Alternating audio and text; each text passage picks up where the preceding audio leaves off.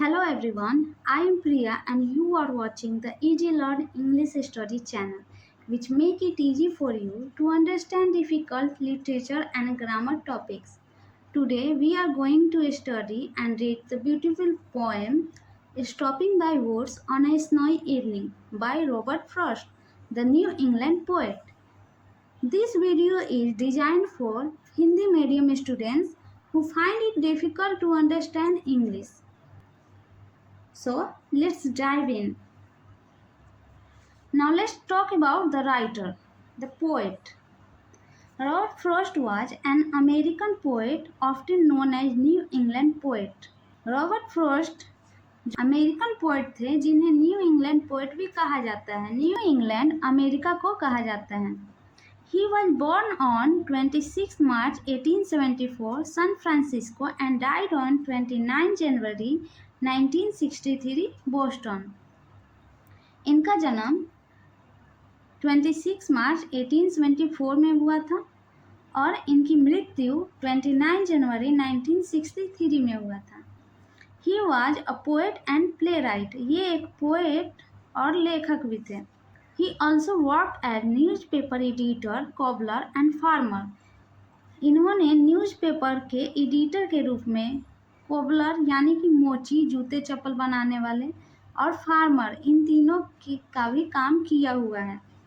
He wrote for ordinary people in simple language. इनकी जो ज़्यादातर वर्क होती थी वो ऑर्डिनरी पीपल यानी कि सामान्य लोगों के लिए होते थे जो ज़्यादा बड़े कुछ होते नहीं थे और इनकी भाषा काफ़ी सिंपल और इजी टू अंडरस्टैंड थी जिसके कारण लोग इनके पोएम को और भी ज़्यादा पसंद करते थे। Robert Frost is only poet in history to win 4 Pulitzer Prize for Poetry. History of English literature में और पोएट्री में रॉबर्ट फ्रॉस्ट एकमात्र ऐसे राइटर हुए जिन्होंने 4 बार पुलिट्जर प्राइज को जीता। फर्स्ट 1924 को और फोर्थ 1943 को। He was also nominated for Nobel Prize in Literature 31 times. ये नोबेल प्राइज के लिए नॉमिनेट हुए थे 31 times. He won Congressional Gold Medal in 1964 poetry. Now let's see his important works.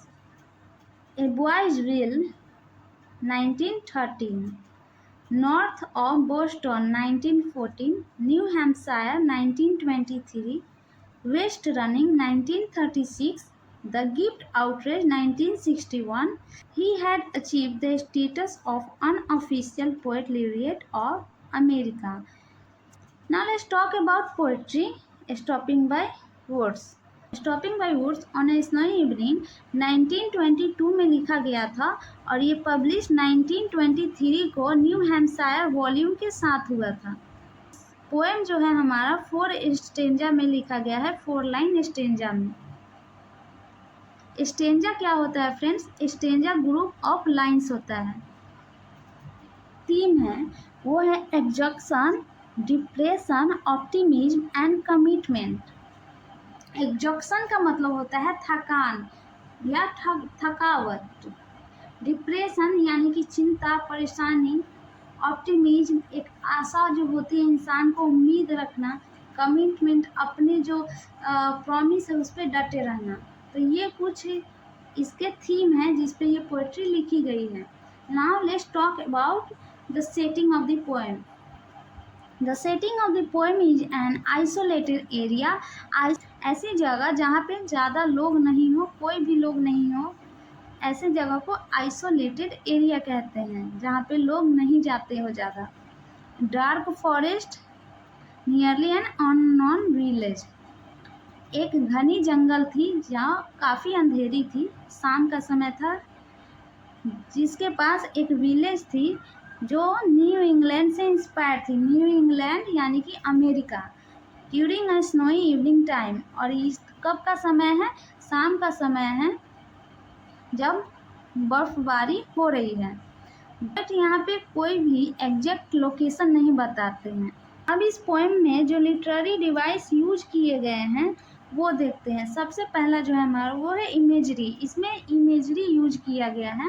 Watch his woods with snow. तो ये जो line है हमारा, ये एक इमेज रिप्रेजेंट करता है। Alliteration, watch his woods his house sound the swift. एलिटरेशन का मतलब होता है किसी लेटर का, चाहे वो वोवेल हो या कॉन्सोनेंट हो, उसे बार बार रिपीट करना पोएम में। तो यहाँ आप देख रहे हैं, यहाँ W और W 2 बार रिपीट हुए हैं, तो ये है alliteration. His house sound sweep, repetition of letters. Personification, wood serve as metaphor for peace. Woods का मतलब होता है यहाँ वुड का मतलब आप लकड़ी मत समझिएगा, वुड मतलब लकड़ी और वुड्स मतलब जंगल, फॉरेस्ट। वुड्स यहाँ क्या रिप्रेजेंट कर रहा है? वुड पीस को रिप्रेजेंट कर रहा है, शांति को, और एस्केप और इवन डेथ, और दूर जाना, अकेले जाना या फिर डेथ को भी रिप्रेजेंट करता है। जबकि प्रॉमिसेस जो है हमारे, ये रिप्रेजेंट कर रहा है societal duties and life obligation. जो हमारे ड्यूटी है अपने सोसाइटी को लेकर, या जो भी हमारे लाइफ में जिम्मेदारियां हैं, जो काम है हमारे, उसे यहाँ पे ये रिप्रेजेंट कर रहे हैं। Shift meaning from literal journey to metaphorical one about life's duty. और यहाँ जब पोएम के हम लास्ट में जाते हैं, तो यहाँ पोएट क्या करते हैं, जो लिटरेरी जर्नी है, जो ये इमेजिनेशन कर रहे हैं, उससे ये लिटरेचर से बाहर आकर अपने वास्तविक जीवन जो है उसकी ड्यूटी के बारे में सोच रहे हैं, उससे बाहर आ रहे हैं। Hyperbole, darkest evening of the year. Hyperbole का मतलब होता है किसी भी चीज़ को बढ़ा चढ़ा कर बोलना, या उसे और भी ज़्यादा बल देकर बोलना, उसे बहुत बड़ा कहना। सोच the intense feeling, darkest evening क्या कर रहा है, ये इंटेंस फीलिंग को बता रहा है। चलिए आप पोइट्री को पढ़ते हैं, फिर उसके लाइन बाय लाइन एक्सप्लेनेशन को समझेंगे। There are 4 stanza, 1, 2, 3 and 4। इस पोएम में कुल हमारे 4 स्टेंजा है। स्टेंजा क्या होता है? Group of lines. 1 स्टेंजा में हमारे 4 लाइन हैं, यहाँ आप देखिए। और कुल कितने स्टेंजा है? कुल हमारे 4 स्टेंजा है। तो टोटल जो लाइन हुई हमारी 4 × 4, 16 लाइन की पोएम है ये। टोटल जो पोएम की में कितनी लाइन है? 16 लाइन है। ये नो दो स्नो, ए ए ए ए। अब यहाँ हमारा हो गया हेयर, ये हो गया बी। अब यहाँ देखिए, हेयर, क्वेयर, नियर, ईयर। यहाँ क्या हो रहा है? ये बी अब यहाँ पे आ रहा है। टाइम स्कीम बी 3 बार रिपीट हो रहा है। और फिर यहाँ लेक है, लेक हमारा राइम सी हो गया। फिर अगले लाइन में देखिए, shake, lake, shake, mistake and flake. Now let's talk about sweep, sweep, deep, keep, sleep, sleep. तो ये हो गया हमारा D D D D. A A A, B B B, C, B. ये राइम स्कीम हो गया हमारा इसका। अब देखिए, lake, C, lake, shake, mistake, D, sweep, फिर अगेन सी। अब देखिए, स्वीप राइम जो है हमारा, sweep, deep, keep, sleep, sleep. ये कौन सा राइम रिपीट हो रहा है? डी। हमने इसके राइम स्कीम को समझ लिया। अब चलिए इसे लाइन बाय लाइन एक्सप्लेन करते हैं। Whose woods these are, I think I know. ये जो जंगल है ये किसके हैं? मुझे लगता है मैं जानता हूँ। His house is in the village the, उसका जो घर है शायद इसी विलेज में है। He will not see me stopping here, वह मुझे यहाँ ठहरते हुए नहीं देखेगा। To watch his woods fill up with snow, अपने जंगलों को वह बर्फ से ढकते हुए यहाँ देखने नहीं आएगा, नहीं देखेगा। ये जो लाइन है इसमें पोएट क्या कर रहे हैं, ये सीन को रिप्रेजेंट कर रहे हैं, जो शांति है वहाँ उस जंगल में, एक लोनलीनेस, एक अकेलापन है, वहाँ पे कोई भी नहीं है उस समय, वहाँ सिर्फ अकेले पोएट हैं। एक घना जंगल है जो स्नो से ढका हुआ है। My little horse must think I queer, queer का मतलब होता है अजीब। My little horse must think it queer, queer का मतलब होता है अजीब। मेरा घोड़ा सोचेगा ये बहुत अजीब है, मेरा घोड़ा भी सोच रहा होगा कि ये बहुत अजीब है। To stop without a farmhouse near, क्योंकि ये ठहरने की जगह नहीं है, अभी फार्म हाउस नहीं आया है। Between woods and frozen lake, जंगलों और जमे हुए झीलों के बीच।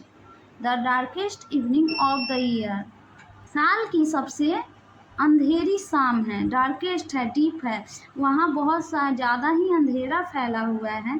यहाँ पोएट सीन को रिप्रेजेंट कर यहाँ बता रहे हैं कि यहाँ कितनी अंधेरा है, और वो अपने अंदर के जो लोनलीनेस है उसे भी बता रहे हैं। वहाँ पे एक तरह का पीस है, ठहराव है इस जगह पे, इसलिए पोएट वहाँ पे रुक रहे हैं, क्योंकि वहाँ ये जो वर्ल्ड के परेशानी होती है, जो लोगों की चिंता परेशानी होती है, वहाँ वो सारे खत्म हो चुके हैं, वहाँ पे एक शांति है, सुकून है।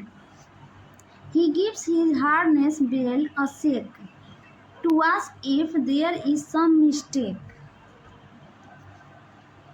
हार्नेस बेल का मतलब होता है घोड़े के गले में जो घंटी बंधी होती है ना, उसे। जो पोएट का घोड़ा है वो अपने घंटियों को हिला रहा है, और ऐसा मानो कि पूछ रहा हो जैसे ये गलती है कि यहाँ ये क्यों रुके हुए हैं, उसे ये सही नहीं लग रहा है। The only other sound the sweep of easy winds and downy flakes, ये जो सन्नाटा है इसमें सिर्फ दो ही आवाज़ सुनाई दे रही है। स्वीप ऑफ इजी विंड्स, जो हल्की हवा ठंडी चलती है उसकी, और जो बर्फ़ गिरती है उसकी, जो रुई की समान बाहें फैलाकर गिर रही हो। ये जो लाइन है हमारे पोएम का, ये शांति और ठहराव को बताता है कि इस जगह पे कितनी पीस है और कितनी शांति है, मानो जैसे यहाँ से कोई भी नहीं जाना चाहता हो, और एक तरह का अकेलापन भी है। The woods are lovely, dark and deep, but I have promises to keep. ये जो जंगल है ये काफ़ी सुंदर, घना और अंधेरा है, बट राइटर को अब यहाँ से चलना चाहिए, क्योंकि उन्होंने बहुत सारे प्रॉमिसेस किए हैं, उनके लाइफ में और भी बहुत सारी रिस्पॉन्सिबिलिटी है जिसे उन्हें पूरा करना है। तो इसलिए राइटर अब अपने लिटरेरी जो इमेजरी है, ये दुनिया है, इससे बाहर आ रहे हैं वास्तविक दुनिया की तरफ, रियल वर्ल्ड की तरफ, क्योंकि इस जगह पे बहुत ज़्यादा शांति और सुकून है। कोई भी इस जगह पे ठहरना चाहेगा, राइटर भी इस जगह पे अभी रुकना चाहते हैं और समय, लेकिन पोएट को अब यहाँ से जाना पड़ेगा, क्योंकि उनके और भी लाइफ में बहुत सारे ड्यूटी है जो उन्हें करना है। And miles to go before I sleep, and miles to go before I sleep, यहाँ पे ये लाइन रिपीट हो रहा है 2 बार। स्लीप का मतलब यहाँ डेथ से है, ओके। तो यहाँ स्लीप किसे रिप्रेजेंट करना है, डेथ को, और जो हमारा जर्नी है वो लाइफ है, जो लाइफ में हम बहुत ज़्यादा काम करते हैं, जो भी हमारी ड्यूटी होती है उसको रिप्रेजेंट करता है यहाँ पे। मंजिल यानी कि मृत्यु, मृत्यु तक जाने के लिए इन्हें अभी अपने लाइफ में बहुत सारी जिम्मेदारियां हैं जिसे इन्हें निभाना है। तो ये अपने किए गए वादे को पूरा करने के लिए जो सोसाइटी से और जो वर्ल्ड से किया है, अपने जिम्मेदारियों के लिए ये इस जगह को अब छोड़कर अपने सफ़र में आगे बढ़ते हैं, क्योंकि इन्हें अभी अपने मंजिल तक जाना है। तो यहाँ पे हमारा ये पोएम ख़त्म होता है। अगर आप सबको एक्सप्लेनेशन, ये वीडियो अच्छी लगी हो तो प्लीज़ लाइक करें और इसे शेयर करिए वीडियो को, और चैनल को सब्सक्राइब करना मत भूलिए। मिलेंगे हम अपने अगले वीडियो में किसी इंटरेस्टिंग टॉपिक के साथ।